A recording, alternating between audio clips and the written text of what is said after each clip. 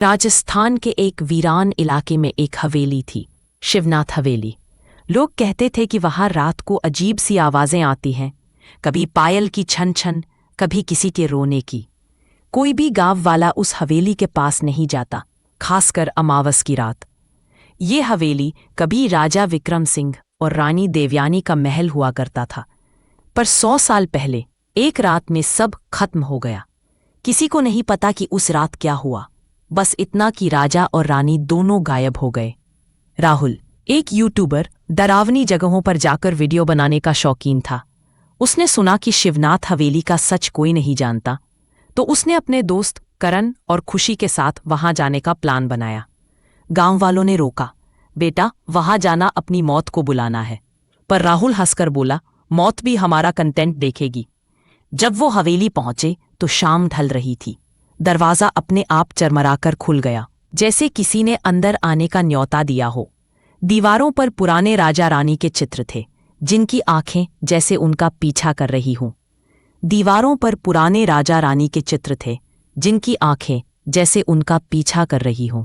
रात को पूजा को एक पुरानी डायरी मिली, जिस पर खून के धब्बे थे। डायरी में लिखा था, आज अमावस है, महल में गद्दार छिपा है।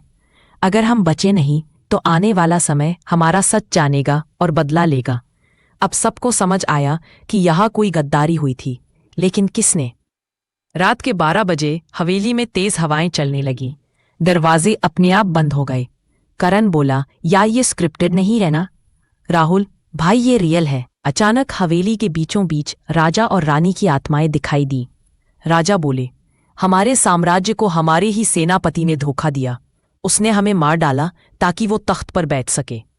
पर हमारे शरीर तो मिट गए, लेकिन हमारी आत्माएं यहीं कैद हैं, जब तक कोई सच को बाहर नहीं लाता।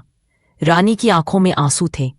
अगर तुम सच बाहर ला सको तो हमें मुक्ति मिल जाएगी। राहुल, करण और पूजा ने हवेली के तहखाने की तलाश शुरू की।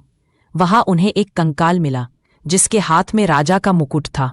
साथ ही एक तख्ती पड़ी थी, जिस पर नाम लिखा था, सेनापति रघुवीर सिंह। असल में गद्दार यहीं मरा था और उसकी आत्मा हवेली में भटक रही थी। गई और एक डरावनी परछाई प्रकट हुई। तुम्हें यहां नहीं आना चाहिए था, अब तुम भी यहीं रहोगे।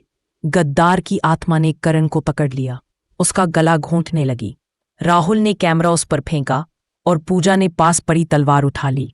जैसे ही तलवार से उस आत्मा के ऊपर वार हुआ, एक तेज रोशनी फैल गई।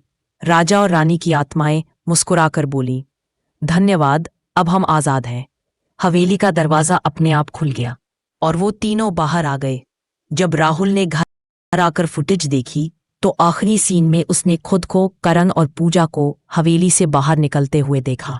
लेकिन असली राहुल तो कैमरे के पीछे था। तो बाहर कौन निकला था? वीडियो अचानक ब्लैक हो गया और स्क्रीन पर सिर्फ एक लाइन आई, अब तुम हवेली का हिस्सा हो। उनका पीछा कर रही थी। एक चित्र के नीचे लिखा था, सच जानने वाला कभी लौटकर नहीं आया। राहुल कैमरा ऑन करके घूम रहा था, तभी एक कमरे में पुराना शीशा दिखा। शीशे में खुद के बजाय राजा विक्रम सिंह दिखे, हाथ में तलवार और पीछे रानी लहूलुहान। पलक झपकते ही सब गायब। पूजा को एक पुरानी डायरी मिली, जिस पर सूखा खून था। लिखा था, आज अमावस है, महल में गद्दार है, तो आने वाला समय सच उजागर करेगा। रात होते ही हवेली में किसी औरत के गाने की आवाज गूंजने लगी। आवाज सुनते सुनते करण एक पुराने कमरे तक